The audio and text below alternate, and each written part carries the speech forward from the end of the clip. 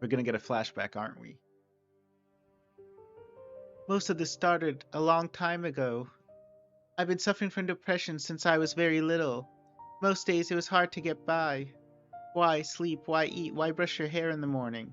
I'd often wonder what was the point of even getting up. We all just do the same things over and over every day in our lives. The monotony of it all still gets to me, even now. Things just got a lot worse when school started. I was no stranger to being bullied. My depression made me a pretty easy target. Every time someone tried to hurt me, my mind would amp up whatever pain they dealt. But one day,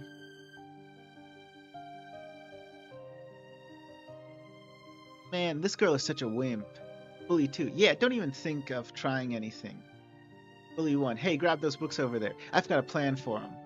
You got it, dude. But please, just go away. My plea fell on deaf ears as the bully slowly approached me. That was until. Leave her alone. He came to help me. You guys are so pathetic, picking on a girl like that. Yeah, and who's asking, you run? Come on, let's get him. He didn't back down, even though he was outnumbered, 2-1. I could only sit and watch as the bullies punched and kicked him around. Despite all the pain he went through, he got some good hits on them. What's this guy's problem? He's not worth it. Let's just go. Once the bullies backed down and left, he walked over to me and lent me a hand. Are you okay? Can you stand up?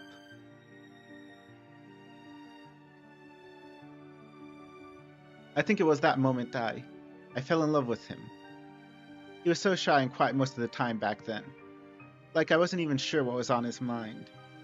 Still, he was always sweet whenever he was around. There were times when he tried to defend other people like me too. I liked him even more for that. We often went to the playground after school or on the weekends. I remember one time when he was still waiting for me. He wasn't doing anything, just sitting quietly on a swing, staring off into space. Usually parks are where everyone plays all the time, so him being so still there felt so strange. There he is. Without missing a beat, I walked right up to him. Hey. Hey, can you hear me? Huh? Can you hear me? Isn't that the first line of, like, Your Reality? Maybe you can't then. If I couldn't hear you, I don't think I'd be able to answer. Yeah, I guess you're right. So, did you want something? Yep. I was curious about what you're doing. Well, I'm not doing anything, I guess. Smiling at him, I sat on the swing next to him. What's that supposed to mean? I don't know. Does it need to have a meaning? I guess not. Alright then. Well, we're at a playground and there's lots of stuff to do. Wouldn't it be more fun to actually use that swing or play in the ball cage or something? Don't you think so? Yeah, you're probably right. Okay then, let's play together. We're supposed to play here, but you just sit all alone. There's no reason not to play together, right? Come on, let's go.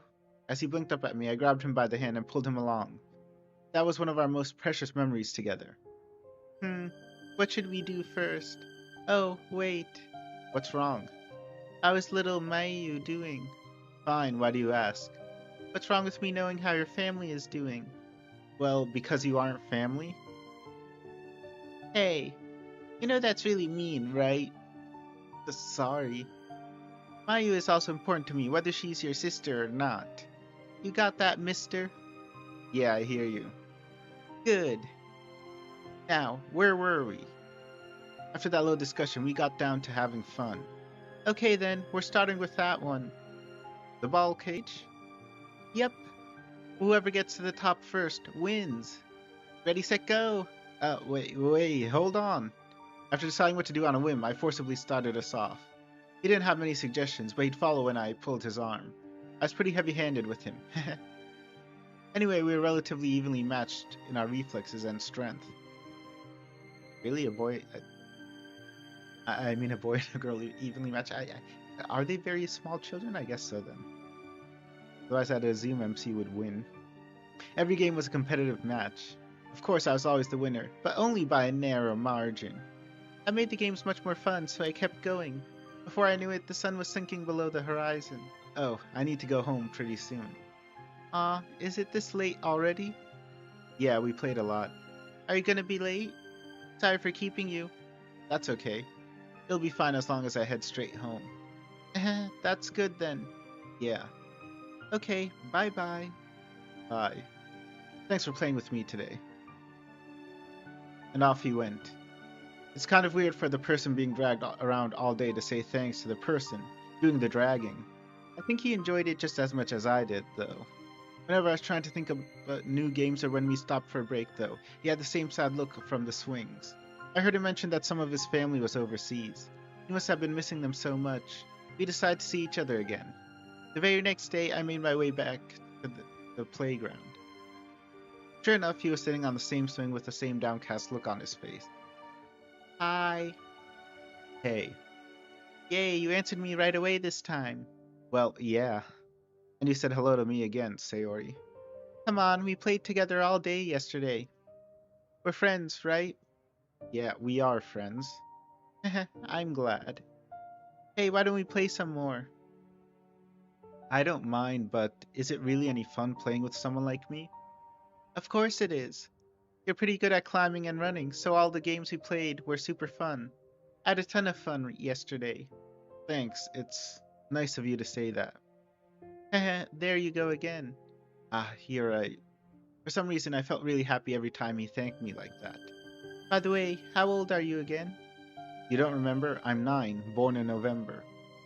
Whoa, I'm 9 too, but I'm older by a couple of months. For real? I thought you were a year older than me.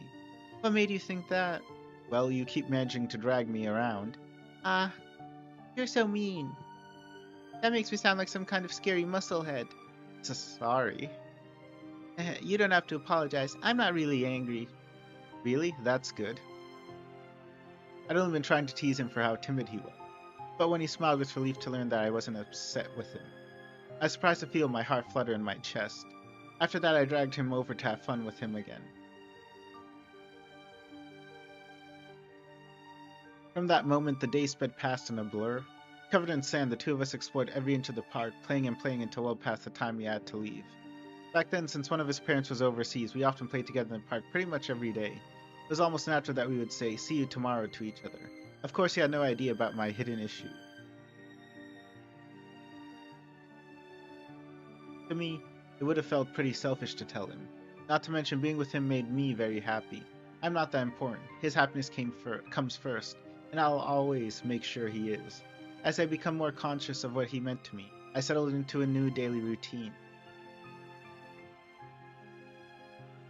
Every day when I got home from school, I'd go straight to the playground. More than anything else, I looked forward to the time I could spend playing with him. It didn't take long for these feelings to blossom into unmistakable love. A year later, the one parent that was away finally came back, and he was feeling himself again. He lost much of the timid side that I found cute, but he was still a lot of fun to play with. While we were chatting one day, an idea popped into my head. Hey, wanna play a game? What kind of game? A game of who can throw their shoe the furthest from the swings. The winner gets to make the loser do something they want. The order can be anything, so no backing out now. What? But I haven't even said yes to the... Doesn't matter, you're playing it with me, okay? Oh, come on. Yeah, let's go for it. We both took our seats on the swings. I'll go first. Yeah. Whoa, that went pretty far. See if you can beat that. Yeah, let me just wind myself up. Yeah. Yay, I won. Man, this sucks.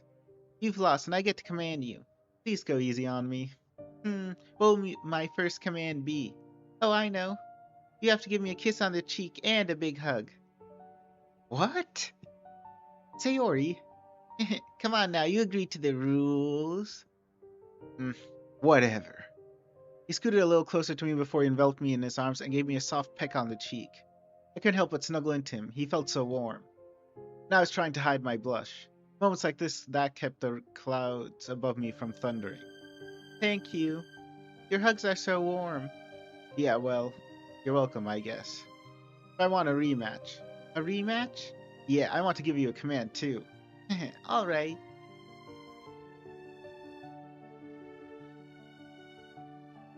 And so we kept on playing the shoe throwing game for a while. Unfortunately for him, he never beat me, not even once. I call that a skill issue. I got a lot of pecks on the cheek from him that day. He kept on going until he was picked up by one of his parents. That was the last time I ever saw him as how he was then.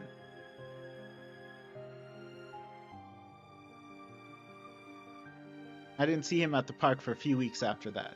I remember how I'd wait and wait for him to show up, and he never did. When I gave up waiting for him, I went to his house to see if he was there. One of his parents told me he was still around, but he had other things he was doing. We still saw each other at school, and he kept the bullies at bay. Whenever I saw him at school, though, he had a pretty grumpy look on his face. After school was over, he skipped the playground and went home instead.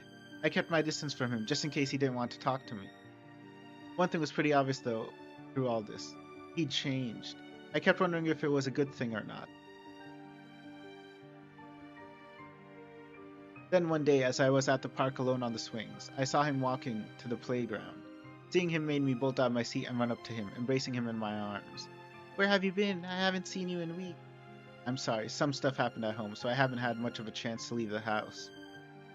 He told me he was taking some martial arts classes at home. I thought him doing that stuff was pretty cool, although from the look of it, it didn't seem like he was happy about it. He didn't say much on what was going on at home, so I wasn't sure what he was going through. Regardless, I didn't mind waiting for him, as long as we still managed to see each other somehow. But after that day, we barely saw each other. As time went by, we met up less and less, and I only got more worried and upset. My feelings for him were still strong, and I waited and waited for the next moment that we would see each other again. The amount of time we spent apart really made the cloud above me grow more. It didn't help that I relied on him to stay safe from the bullies. Whenever he wasn't around, they took their chance to harass me, making the cloud darker.